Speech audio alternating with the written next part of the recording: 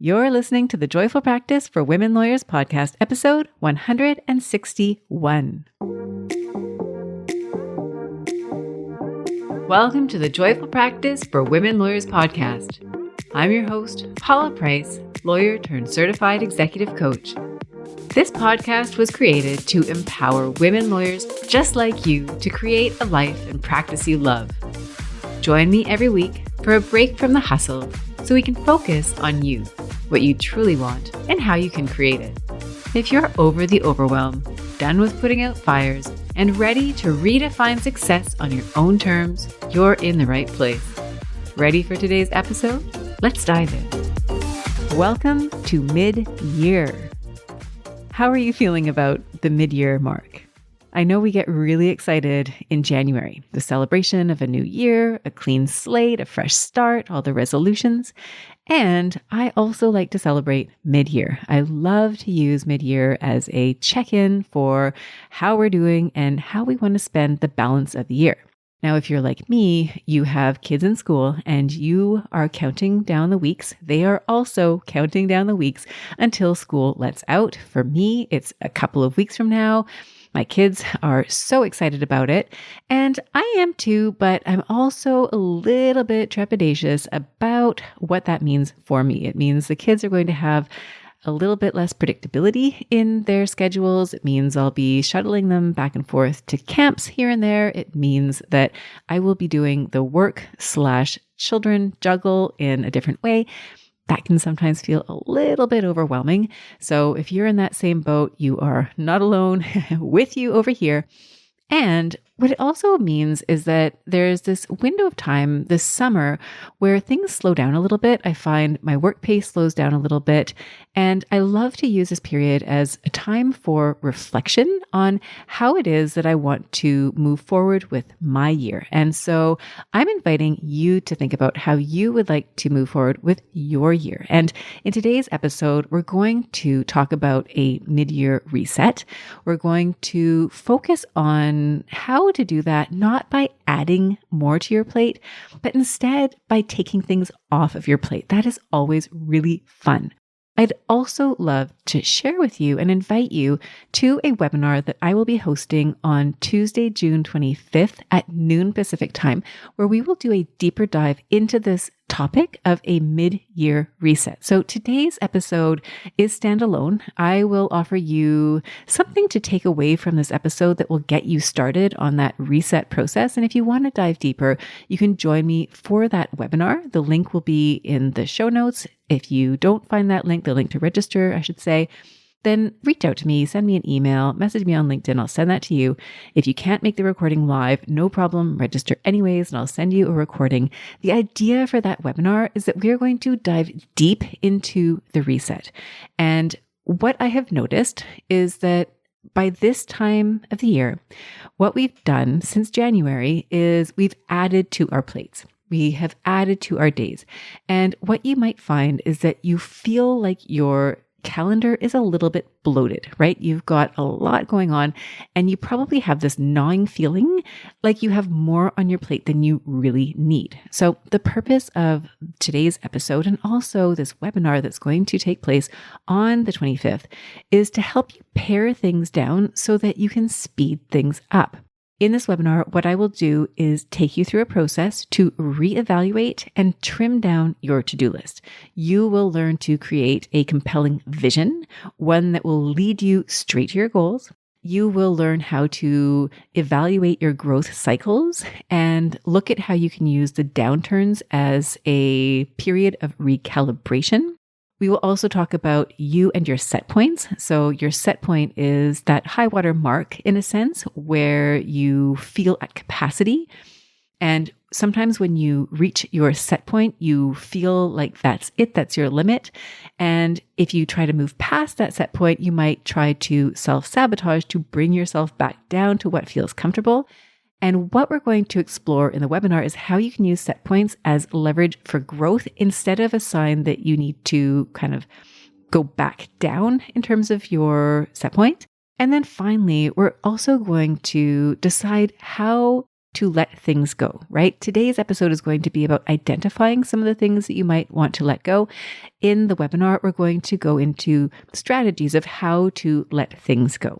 By the end of the webinar, you'll feel lighter and more confident, and you will know exactly where to focus your efforts and what to leave behind for the balance of 2024. So if that sounds like something you'd like to join me for, please do join me. It's a free webinar. The link to register will be with the show notes to this podcast episode. And again, if you can't find it, just send me a note. I will send it to you by email or on LinkedIn.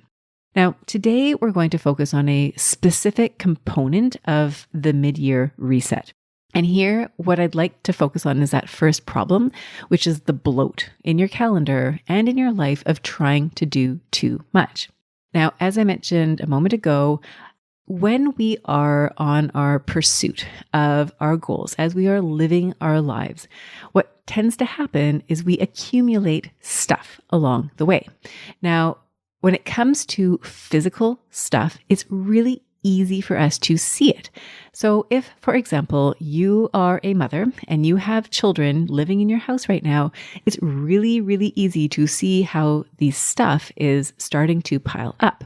You probably have toys in the house. Maybe some of them are fresh toys. Some of them may be toys from years gone by.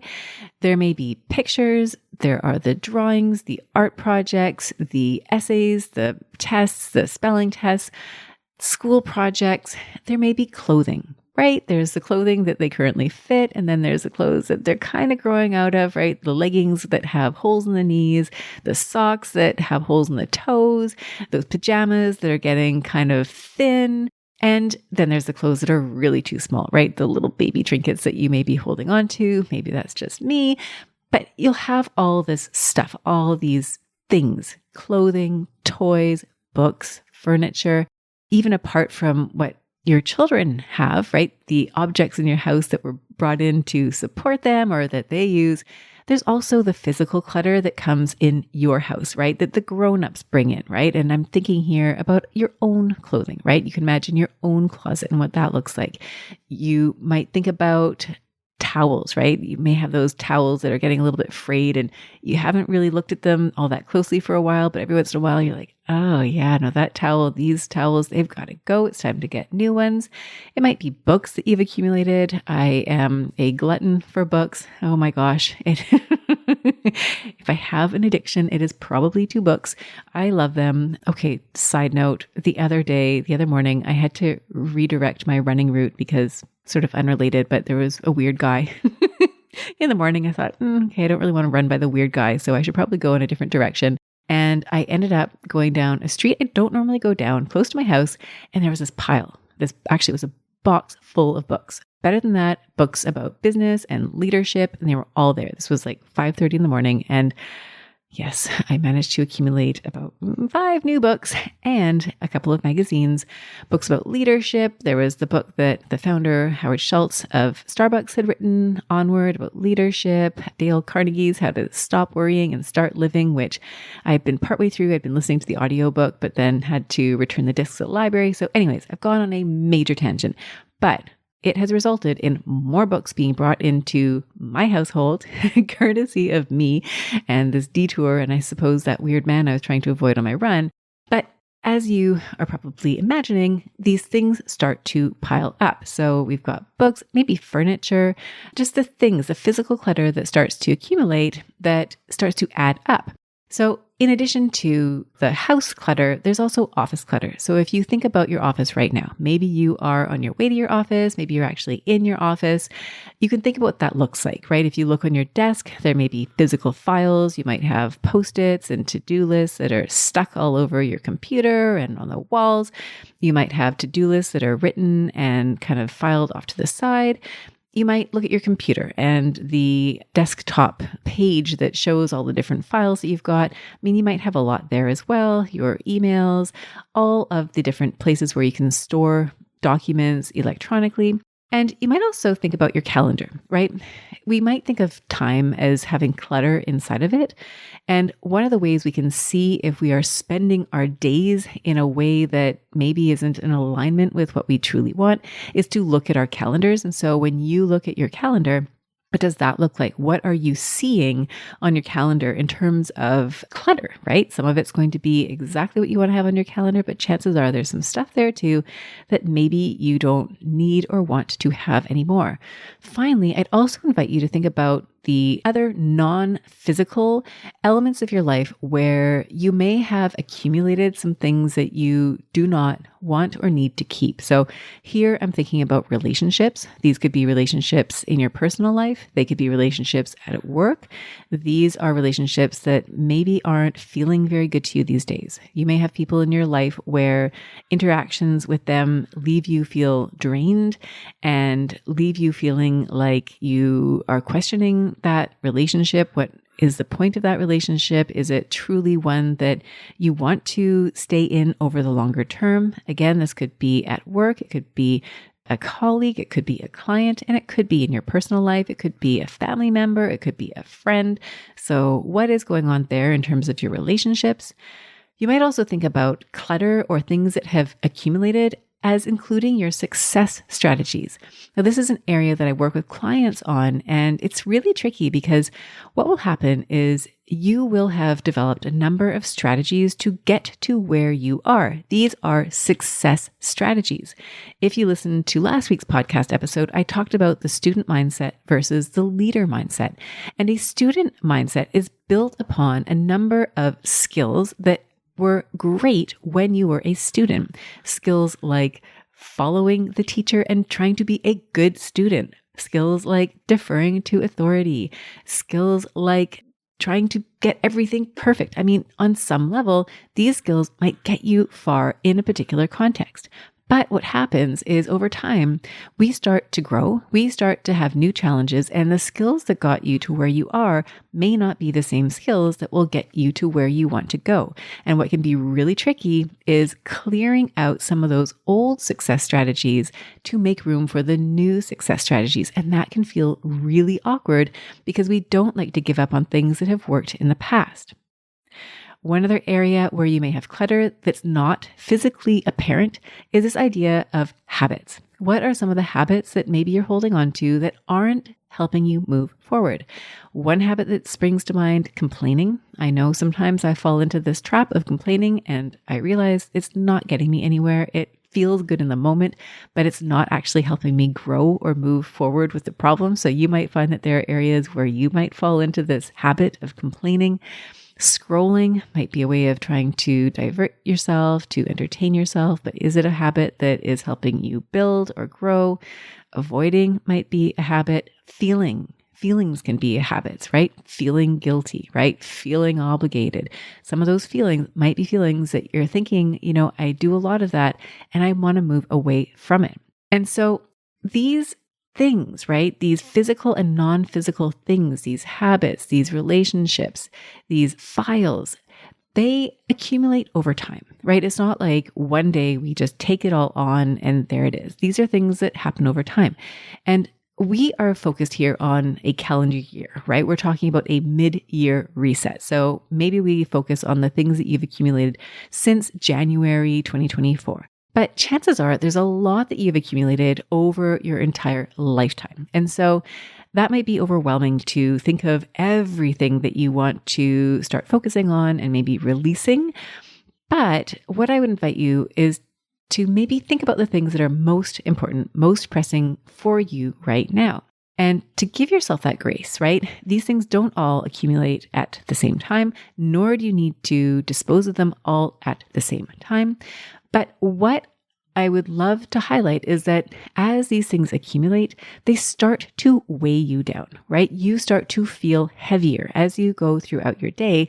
And eventually, if you have too many of these trinkets and habits, you might find yourself stuck. And an analogy that might be helpful is to think about those trinkets, those ornaments that you might use to decorate a table, right? I don't really have those in my house, but growing up, my parents had them, and I think I used to collect them too, right? Like little dolls or music boxes or pretty little ornaments that would sit on a table. And if you really love that ornament, then that's one thing. But if it's an ornament that just kind of sits there and every once in a while you think about it and you kind of ask yourself, like, should I really have that ornament on the table? I don't really love it all that much. And so you're kind of debating back and forth whether to keep it. And then, of course, there's the maintenance. You have to go and dust the table. And when you go to dust the table, you have to pick up the ornament and you have to dust the ornament and then you put it back. I mean, oh my gosh, if you've got like a silver ornament, it starts to tarnish and then you have to figure out, okay, how do I get the silver to stop looking so tarnished? And maybe you give it one of those weird aluminum foil baths. Anyways, I could go on forever. But what I'm trying to highlight is that when you have habits, clutter, physical, non-physical clutter, it seems pretty innocent. It seems pretty innocuous, and yet it is absorbing your focus, it's absorbing your energy, and it is requiring energy for you to maintain it. So what we are going to talk about is how to move ahead this calendar year, releasing some of that extra clutter. Now, the reason that you have clutter makes perfect sense. It is not a moral failing by any stretch. There's a lot of reasons why we continue to carry clutter. Number one is that sometimes it's just not a priority, right? You're busy, you're moving fast, you don't have time to think about that trinket on the table, and so it just sits there. Other times we don't want to let things go because we feel like the thing is wrapped up in who we are, right? So when we start thinking about success strategies or personality traits, those might be things that are so deeply embedded in our self-concept that we don't want to give them up because that would be us changing ourselves in a way that could potentially be scary. Now, sometimes there's a feeling of scarcity that comes along with letting things go, right? When you think about that trinket on the table, or when you think about certain files that you have, or maybe an outfit in your closet that you paid for years ago, it was really amazing and spectacular when you bought it. And so 10 years later, you don't really want to say goodbye to it. So there's fear sometimes, there's scarcity over letting something go, right? And sometimes we get worried about letting things go because we might see the thing that we're trying to let go as the glue that holds it all together. So for example, if one of the ways that you identify yourself as the go-to, right? The person that can be relied on for anything at any moment, and this is how you've built your currency within your organization, for example, even outside of work, right? If you're that dependable go-to and you decide that maybe that's a trait or a success strategy that you want to move away from, there can be fear that is the only way that you bring value. That is the linchpin. And if you stop doing that, then things are going to fall apart. So there might be a lot of reluctance on your part to want to let it go. Another concern might be, what if you want to go back, right? This comes up a lot when lawyers are thinking about switching jobs, right? What if I leave my firm? What if I leave my organization and I really don't like where I go and I want to go back? So there can be this fear of loss, this fear of scarcity that stops us from taking steps to clear clutter. We also might be concerned about feeling disappointed. Sometimes there's a sentimental attachment, a loyalty. So just like that trinket on the table, maybe it's something that your grandmother gave you and you feel like parting with it would be somehow parting with her. Maybe you've got, it's like kids stuff, right? And we all have this, right? The books that you read to them night after night that you don't really want to let go of because they hold memories. But then there's also other items that maybe the attachment isn't so strong. Maybe we could let them go. Sometimes those are people, right? Those are some of our mentors who may be amazing mentors, but trying to stay within the same organization may no longer be viable, may no longer be your best course forward.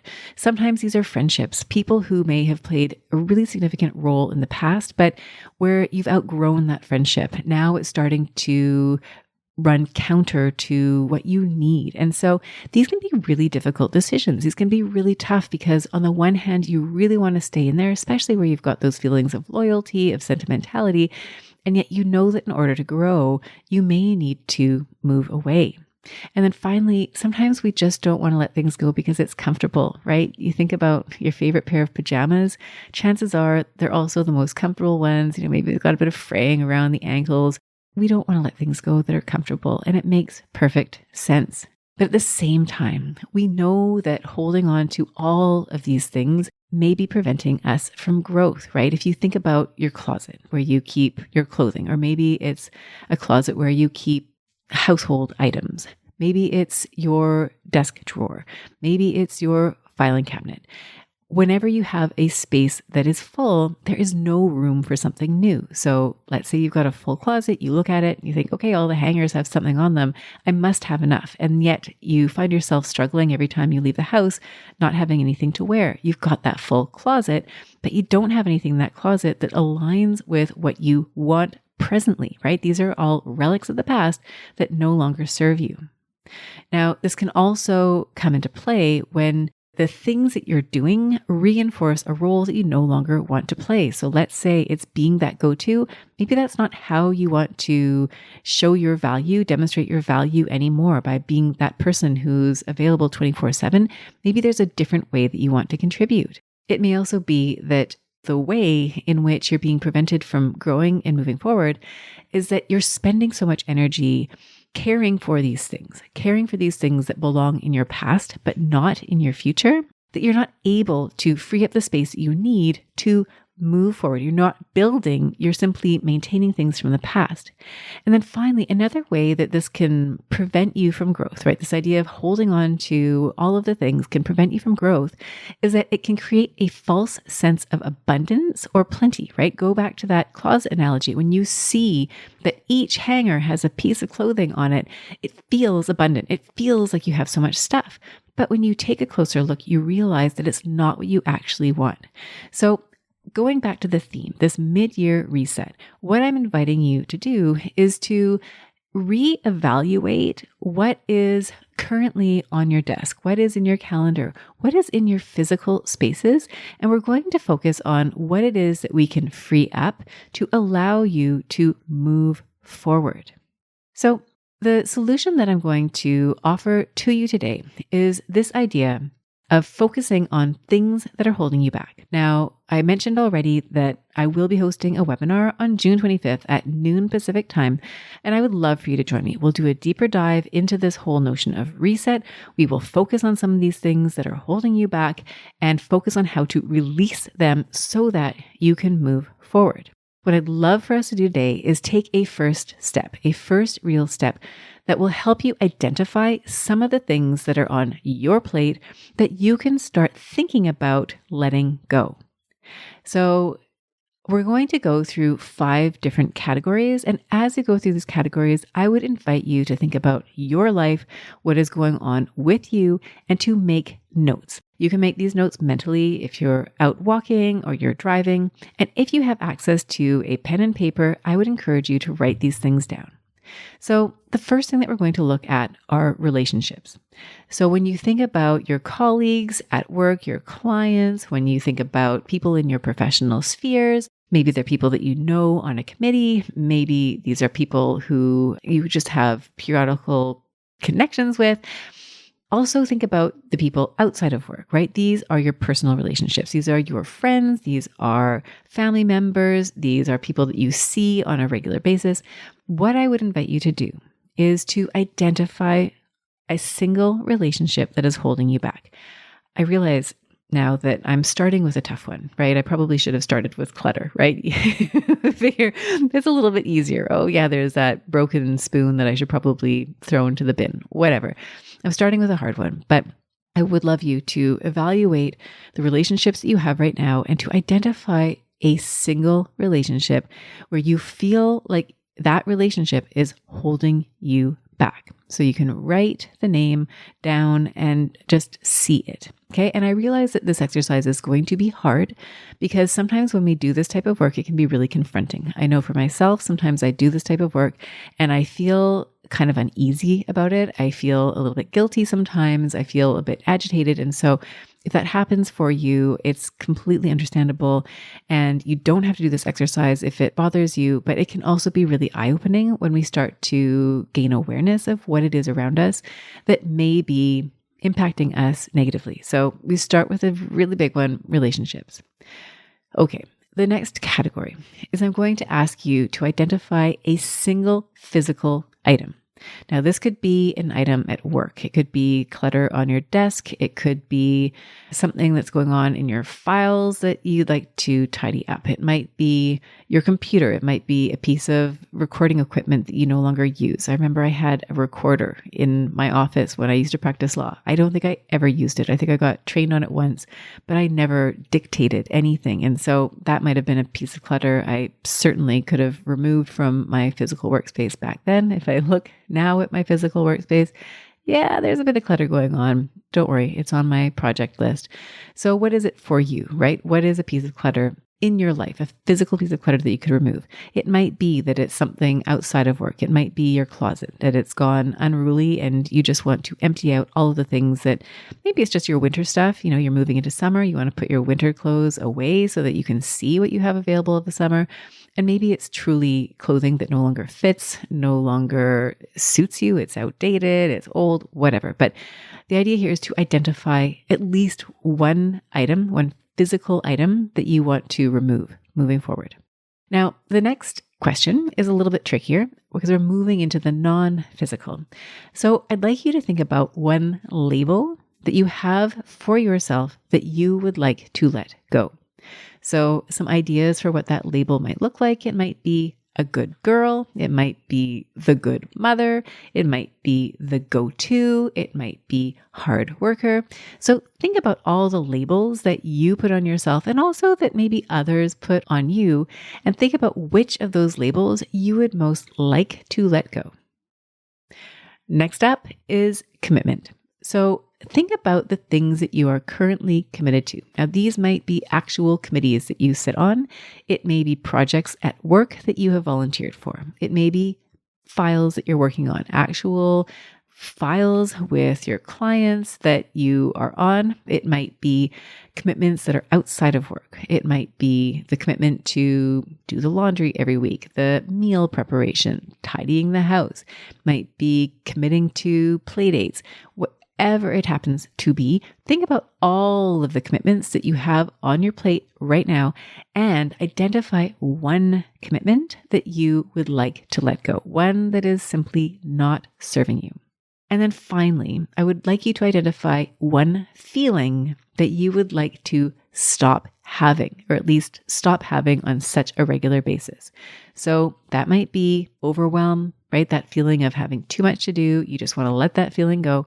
It might be the feeling of guilt, right? That might be the feeling that is persuading you or prompting or motivating you to take on all these different commitments. It might be feeling trapped. I know for myself, when I take on too many things, I start to feel trapped. There's a heaviness, a weight that comes along with that. So for you, you might think of a feeling that you would like to let go. So just to review the list, we've talked about 5 things that are holding you back, that are weighing you down. We have one relationship, we have one physical item, we have one label, one commitment, and finally, one feeling. And that is going to be your starting point. When you look at the second half of 2024 and how you want to spend it, we are going to focus on helping you spend it with the lightness of having let these things go. So you've got the awareness now, right? You've got the awareness of why you may be feeling a little bit bogged down, what might feel heavy in your life right now. And that moves you to set you up for that next step, which is really that hard work of letting those things go. And as I mentioned a moment ago, that work can be really confronting. It can feel really hard, really challenging.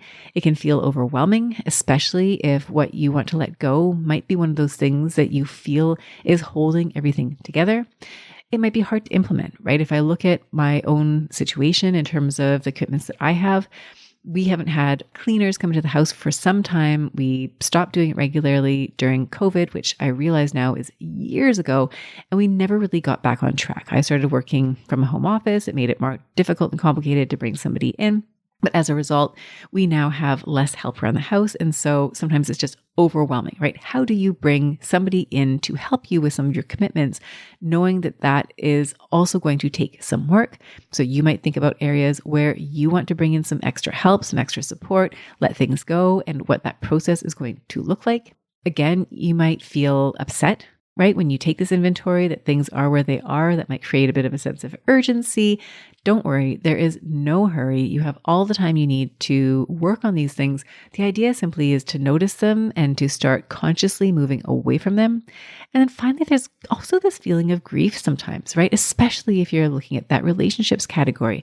If you've been in a relationship with somebody and you know it's time to let that relationship go, that friendship go, that work relationship go, maybe it's a client, there can be grief associated with that, right? Even though you know that the long run, it's all for the better, there can be grief that is associated with that. And so we've done the work. We've done the work of identifying that awareness step. And then, of course, the next step is to let these things go. Now, the reason that this process works is that growth, and again, I'm focusing on this part of the process that is the letting go part of growth, right? I think we often look at growth as something that is a linear trend that goes in an upward direction, right? We think of growth, even if you look at exponential growth, that's really growth on steroids. But even that sort of steady growth that's, maybe at a 45-degree angle, let's say, we see it as a linear path, but in fact, it's not. And if you look at studies that track, say, the market, right, business cycles over time, what you'll see is more of a series of peaks and valleys that have an upward trend as opposed to a linear line. And as we're growing, we tend to focus on those growth periods where we're moving toward a peak, right? And that's where you're adding in. Things are getting busier, we're growing, we're getting our skills, we're generating more work, we're getting more done. And then we reach that peak. And what follows from the peak is the valley, right? That's the downturn. That's as things get slower. Maybe we lose some things. If you think about an economic recession, we associate that with less activity. And so that, in a sense, is what we're trying to achieve here. We're trying to let things go. We're trying to trim things down.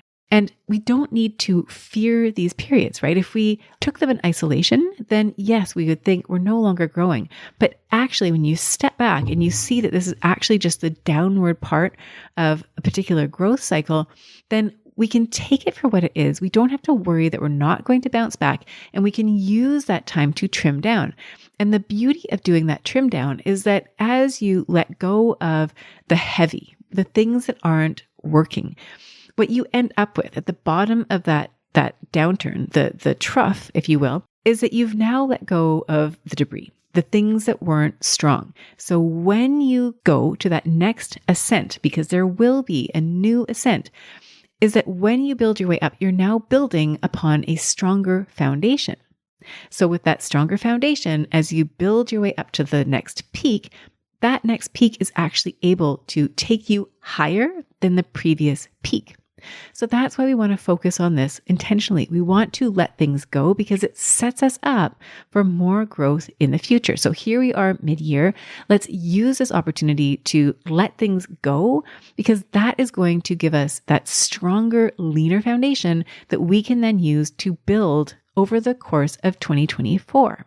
Now, the skills that you will need, there are a number of them, and you're already exerting those skills. That willingness simply to gain awareness, right? That willingness to examine yourself, to examine your surroundings, to examine what may be holding you back, both in terms of physical objects and those less easy to define non-physical things.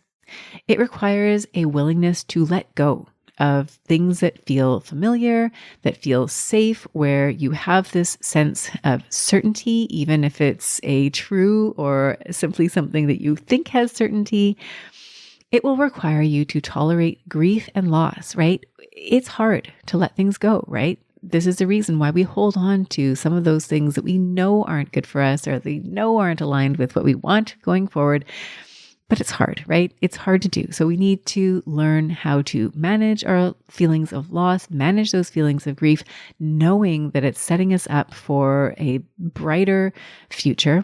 And then finally, we have to resist the urge to try to put everything back where it was. I think sometimes we have this hindsight that is colored with rose-colored glasses, and we see things the way that we would have loved to have seen them. And we kind of forget some of the down parts. Like when I think about, this may be a visceral example, when I think about giving birth to my children, it was kind of painful, but I never think about that part of it. I always just think about the period of time when that cute little baby was put onto my chest and I got to look at their cute little face and meet them for the first time.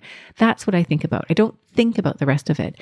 And for most of us, I think we tend to look back and we think about the good parts of it, right? Especially when it's something that we've left and maybe we've gone into something new and it's not exactly the way that we want it. And so we can create this idealized fantasy version of what things were in the past. We don't see the other parts of it. And what I'd love to invite you to consider is that going back isn't the desirable option, that it may not even have existed in the first place, but that there's this possibility ahead of us. There's this way of moving forward.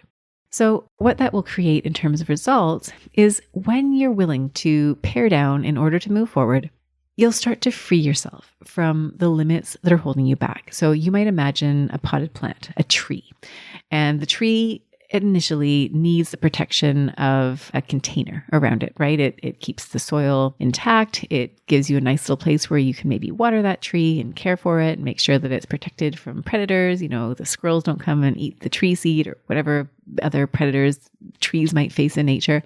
So you can protect it. And then at a certain point, that tree needs to move into a bigger pot, and maybe that keeps going until finally that tree is so big that there's no way that you can keep it contained. The roots have got to go into the ground. They've got to go deep, deep into the ground. And so there reaches that point where you just have to let it out of the pot.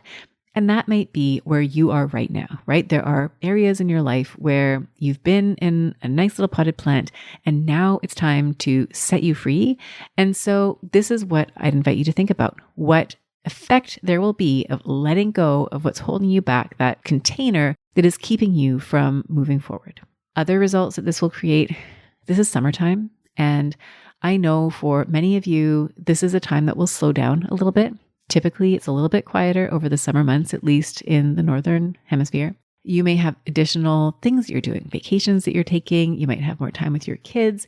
And so the objective here isn't to add a whole bunch of things right now. What I would love for you to focus on over the course of the summer is letting things go. And my guess is that if you're like many of us, things will ramp up. That September to December timeframe will be very intense. So what we're doing here is getting things ready for you to end the year strong, right? Again, paring things down so what you're left with is that solid foundation. And finally, what this will do is it will give you clarity over your vision for the year. So as you go through this exercise of deciding, what do I keep? What do I not keep? You'll see why there are certain things that you want to keep moving forward. You'll see how they connect to where it is that you want to go. And you'll have clarity by what you're letting go in terms of the directions that you don't want to go on. Now, again, I invite you to join me for the webinar on June 25th because we will be doing a deeper dive into this reset process. So that is one opportunity for us to come together again and set you up this summer for that reset.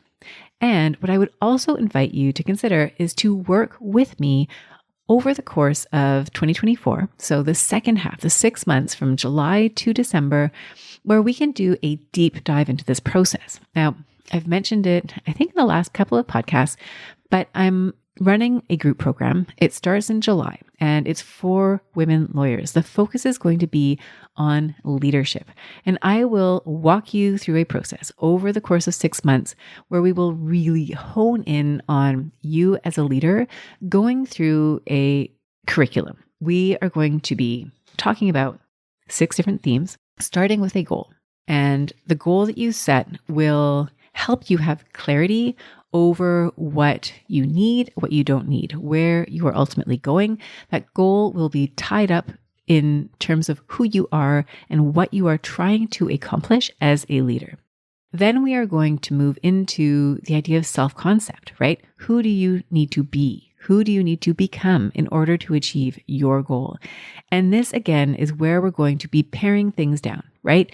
You may be adding, but you may also be letting things go. So, for example, if one of your success strategies to date has been to be that person who's all things to all people, and when you see yourself as a leader, maybe you have more limits in place. Access to you may not be as easy. That would be a shift in your self-concept. We're also going to focus on obstacles, right? What stands between you, where you are today, and where you want to be as a leader? Those obstacles set the roadmap for what work you need to do in order to get there. We're going to talk about confidence, authority, and power, right? Many times when we're making decisions about what to keep, what to let go, what we're really struggling with is confidence. Right? The confidence to let something go because we don't know, right? We have fear around whether or not we'll still have what it takes to move forward. So when you can build your confidence, your authority, your power, it becomes easier to let things go. We'll look at boundaries, right?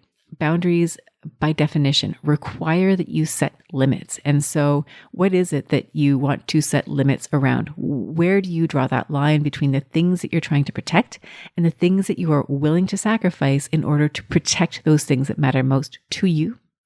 And then finally, we talk about sustainable growth. And sustainable growth, we've just talked about growth, that idea of cycles that are growth cycles, and then those cycles where you're on that downward part of the trend, you're letting things go, you're recalibrating. Sustainable growth over time isn't just about always growing, it's also about letting things go. So we'll talk about that also in the program. The program also involves a couple of bonus classes, one about time management. So if you've followed this podcast for any period of time, you know that time management is an area that I am just so passionate about. I love talking about it in terms of how you choose to spend your time. So here you might be thinking about the things that you intentionally put on your calendar versus what you purposely leave out.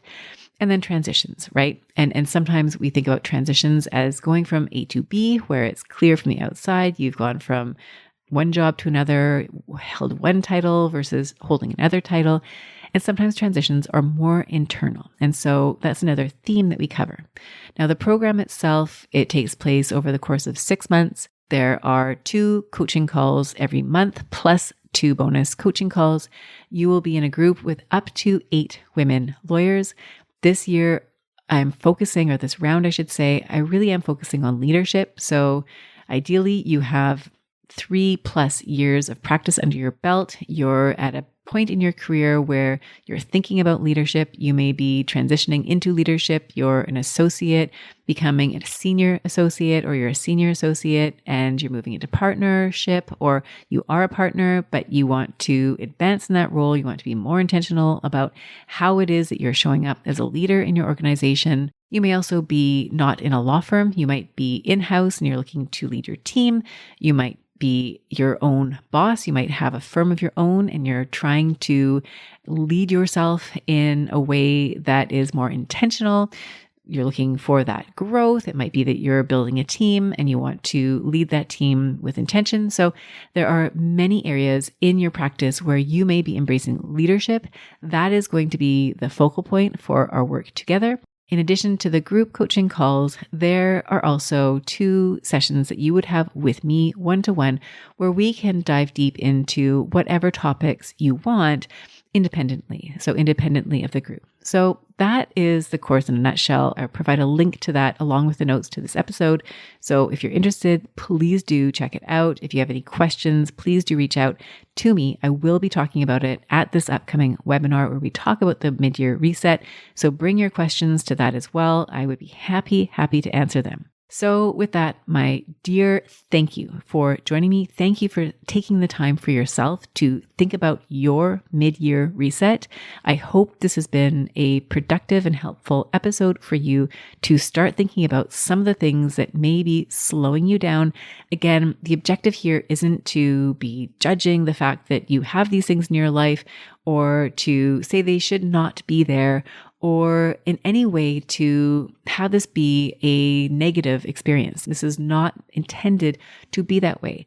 Rather, the purpose of doing this assessment, the purpose of the mid-year reset is simply to identify some of the reasons why you may be feeling a little bit bogged down, why things might feel a little bit heavy, how maybe you have taken on so many different roles and responsibilities, and maybe it's time to give yourself a break, to cut yourself some slack and start to release things, start to let them go so that you feel freer and lighter and clearer moving forward into the balance of the year. So with that, I thank you again. I hope to see you at my upcoming webinar. I would love to also see you in my program. So those are great ways for us to connect. And of course, I would love to reconnect with you again in the podcast next week. Bye for now.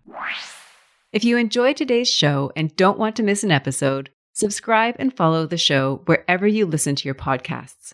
If you haven't already, please leave a rating and review. Your feedback will help me create a podcast that's tailored to your needs and goes straight to the heart of what matters to you. For instructions on how to subscribe, rate, and review the podcast, visit www.thejoyfulpractice.com/podcast launch. See you next time. Thank you for listening to this episode of the Joyful Practice for Women Lawyers podcast. If you want more information, visit www.thejoyfulpractice.com.